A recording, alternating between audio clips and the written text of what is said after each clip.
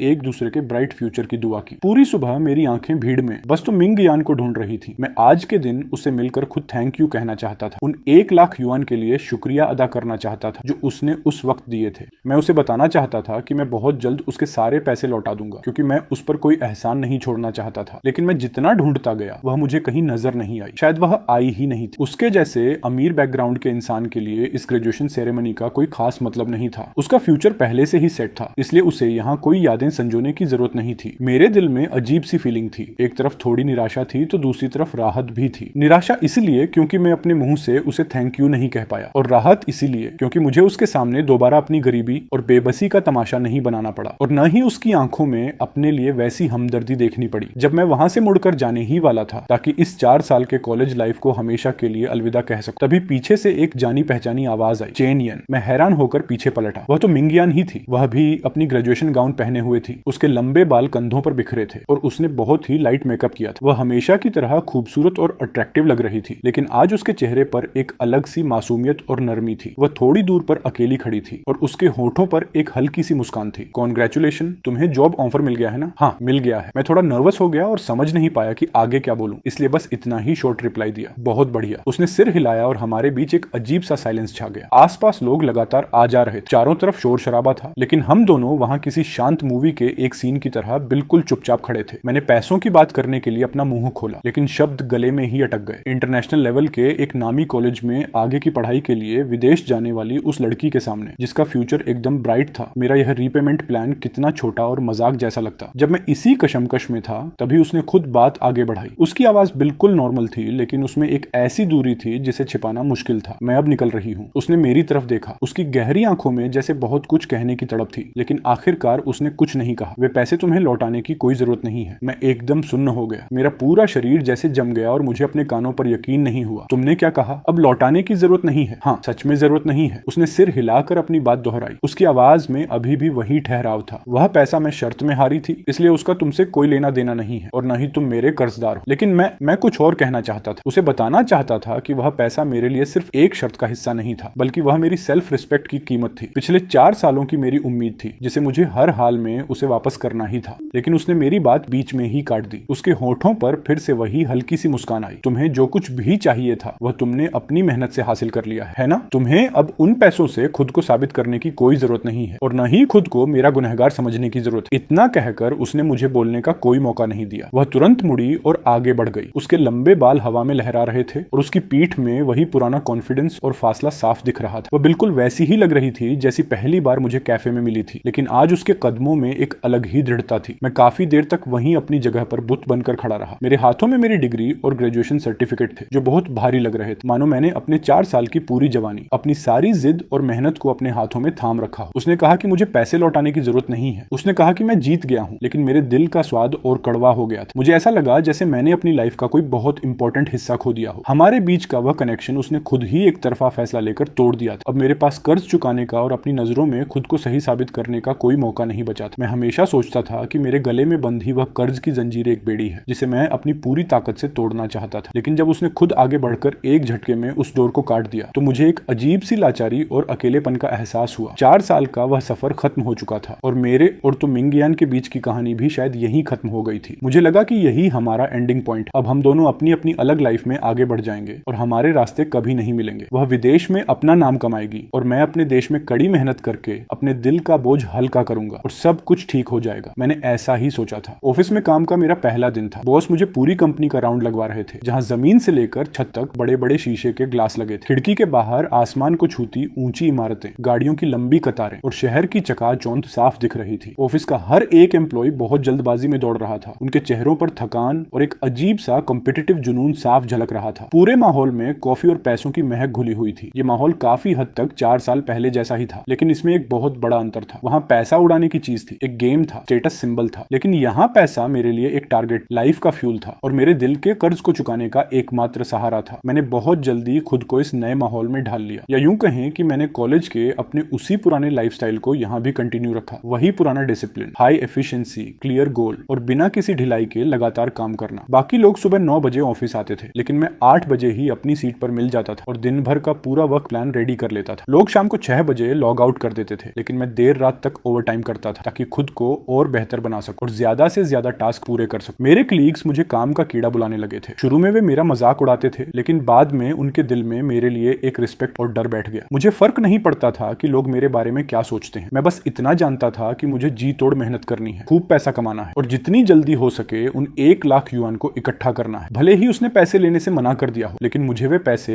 अपने पास संभाल कर रखने थे। ये मेरा खुद से किया हुआ वादा था, मेरी उस गरीबी से भरी जवानी के दिनों का आखिरी हिसाब किताब था। इस कॉर्पोरेट बिल्डिंग में हर कोई किसी न किसी चीज के पीछे भाग रहा था, कोई प्रमोशन पाने के लिए पीठ पीछे पॉलिटिक्स कर रहा था, कोई अपने साल के एंड में मिलने वाले बोनस का हिसाब लगा रहा था, तो कोई स्टॉक मार्केट और शेयर्स के उतार चढ़ाव की वजह से अपनी नींद खो चुका था। लेकिन मेरी आंखों में पहले दिन से लेकर आज तक सिर्फ एक ही नंबर और एक ही जिद सवार थी। मैंने इसके लिए एक बिल्कुल नया बैंक अकाउंट खुलवाया, जिसे मैंने किसी भी ऑनलाइन पेमेंट ऐप से लिंक नहीं किया। जैसे ही महीने की सैलरी अकाउंट में आती, मैं उसमें से अपना रूम रेंट, खाने का खर्च और बेहद जरूरी जरूरतें अलग करता और बाकी का एक एक पैसा बिना सोचे सीधे उस नए अकाउंट में ट्रांसफर कर देता। उस अकाउंट के बैलेंस को धीरे धीरे लेकिन लगातार बढ़ते हुए देखना ही मेरे दिल को तसल्ली देता था, जो उस पुराने कर्ज की वजह से हमेशा बेचैन रहता था। कॉलेज के दिनों में जहां मैं हर महीने सिर्फ 800 युआन में गुजारा करता था और तंगी झेलता था, अब मुझे खुद पर वैसी पाबंदियां लगाने की जरूरत नहीं थी। लेकिन वह कंगाली और पैसे बचाने की आदत अब मेरे खून में इस कदर बस चुकी थी कि वह मेरी आदत बन गई थी। मैं कभी भी फालतू के कपड़ों या फालतू की चीजों पर एक पैसा भी बर्बाद नहीं करता था। अलमारी में हमेशा की तरह बस कुछ जोड़ी साधारण और टिकाऊ फॉर्मल कपड़े ही रहते थे और फालतू के सोशल फंक्शंस में जाना मुझे बिल्कुल पसंद नहीं था। खाली समय में अगर मुझे कहीं जाना सबसे ज्यादा पसंद था तो वह था मेरी कंपनी की बिल्डिंग के नीचे बना हुआ जिम। ऑफिस में घंटों ओवरटाइम करने के बाद जो थकान होती थी उसे मैं वहां पसीना बहाकर दूर कर देता था। मेरी जिंदगी घड़ी के पेंडुलम जैसी एकदम सिंपल हो गई थी, बस ऑफिस से घर और घर से ऑफिस। लाइफ में कोई नया ट्विस्ट नहीं था। एक साल बीत गया। मेरी ईमानदारी और दिन रात की मेहनत की बदौलत मुझे एक नॉर्मल एम्प्लॉय से प्रमोट करके टीम का कोर मेंबर बना दिया गया और मेरी सैलरी भी डबल हो गई। 2 साल बाद मैंने खुद आगे बढ़कर एक ऐसे बड़े प्रोजेक्ट को संभालने की जिम्मेदारी ली जो पूरी तरह ठप होने की कगार पर थी। न जाने कितनी रातें जागकर एक के बाद एक हर मुश्किल को पार करते हुए आखिरकार मैंने उस प्रोजेक्ट को सफलतापूर्वक पूरा कर लिया। इसके बदले में मुझे 6 अंकों का तगड़ा ईयर एंड बोनस मिला। 3 साल पूरे होते होते मैं प्रमोट होकर टीम लीडर बन गया और अब 5 लोगों की एक छोटी सी टीम को गाइड कर रहा था। मैं कंपनी के सबसे युवा मैनेजर्स में से एक बन चुका था। इस वक्त तक मेरे उस कर्ज वाले स्पेशल अकाउंट में 1 लाख युआन से कहीं ज्यादा रकम जमा हो चुकी थी। मैंने इन पिछले सालों के ब्याज का पूरा हिसाब लगाया और उस अमाउंट को राउंड फिगर में पूरे 1,30,000 युआन कर दिया। मुझे लगा कि यह एक बेहद सम्मानजनक रिटर्न गिफ्ट होगा जो मैंने पूरी तरह तैयार कर लिया था। लेकिन अफसोस, जिस इंसान ने सालों पहले मुझे वे 1 लाख युआन दिए थे उसका अब तक कोई अता पता नहीं था। ग्रेजुएशन के बाद तो मिंग यान जैसे इस दुनिया से गायब ही हो गई थी। उसने न तो अपना कोई कॉन्टेक्ट नंबर छोड़ा था और न ही उसके बारे में कोई खबर मिल रही थी। मैंने सारे सोशल मीडिया प्लेटफॉर्म्स छान मारे, यहाँ तक कि विदेशी सोशल नेटवर्क्स पर भी सर्च किया, लेकिन तो मिंग यान नाम का कोई भी एक्टिव अकाउंट नहीं मिला। ऐसा लगता था जैसे इस दुनिया में उसका कोई वजूद ही न रहा हो। मैंने लिन्यू को कॉल किया, जो कॉलेज के दिनों का मेरा इकलौता क्लोज फ्रेंड था जिससे मेरी बातचीत होती थी, लेकिन उसने भी हाथ खड़े कर दिए और कहा, मुझे कुछ नहीं पता यार, वह तो उसी वक्त पढ़ाई के लिए यूएस चली गई थी, वह हमारे सर्कल की थी ही नहीं, तो भला उससे कांटेक्ट कैसे होता। लिन्यू ग्रेजुएशन के बाद अपने होम टाउन लौट गया था और वहां एक सरकारी नौकरी कर रहा था। उसकी लाइफ आराम से कट रही थी और जल्द ही उसकी सगाई भी होने वाली थी। हम कभी कभार बात करते थे, लेकिन हमारी बातें सिर्फ घर परिवार तक ही सीमित रहती थी। तो मिंग यान का नाम हम दोनों के बीच एक ऐसा टॉपिक बन चुका था जिसके बारे में बिना कहे ही हम दोनों समझ जाते थे और कोई उसका जिक्र नहीं करता था। वे 1,30,000 युआन बैंक के कार्ड में चुपचाप पड़े रहे। वे पैसे मेरे गुजरे वक्त की तंगी और बेबसी की एक ठंडी याद दिलाते थे और एक ऐसे वादे की तरह थे जो अभी तक अधूरा था। ग्रेजुएशन के चौथे साल मैंने शहर के सेंटर में एक घर के लिए डाउन पेमेंट कर दिया। मैंने एक अपार्टमेंट खरीदा जो बहुत बड़ा तो नहीं था, लेकिन वहां से बाहर का नजारा बेहद शानदार दिखता था। जमीन से छत तक लगे